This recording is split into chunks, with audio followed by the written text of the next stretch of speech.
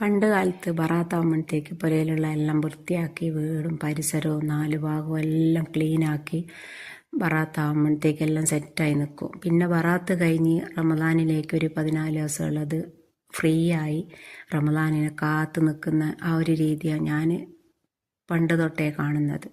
ഇപ്പം നമ്മളൊന്നും ആരും അതൊന്നും കണക്കിലെടുക്കാത്തതുപോലെ തന്നെ നമ്മൾ അതിനനുസരിച്ച് ബിസി ആവുന്ന. ഞാൻ 3 മാസം മുന്നേ ഒരു JCB വരുവാൻ പറഞ്ഞതേനും മിറ്റെല്ലാം റെഡിയാക്കാൻ വേണ്ടിയിട്ട്. ഒരു കറക്റ്റ് ഇന്നാ വന്നത്. ഒന്നും ചെയ്യാൻ പറ്റൂല. അങ്ങനെ എൻ്റെ ബറാത്തിൻ്റെ പകലിൻ്റെ പകുതി ഇങ്ങനെ അങ്ങ് പോയി. ഒന്നും മധുരമായിട്ടൊന്നും ഉണ്ടാക്കിയിട്ടില്ല. ഇനിയിപ്പോൾ ഈ കല്ലെല്ലാം ഇങ്ങനെ ഇട്ടിട്ട് നോമ്പിൻ്റെ എല്ലാ ഒരു സമയത്ത് ഉള്ളയിലൊരു വൃത്തിയേടായിരിക്കും.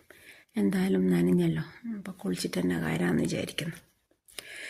അപ്പോൾ എല്ലാവരും പായസവും കറിയും ഒക്കെ ആയോ, എന്തെല്ലാം വിശേഷങ്ങൾ എല്ലാം ഒന്ന് അറിയിക്കുക.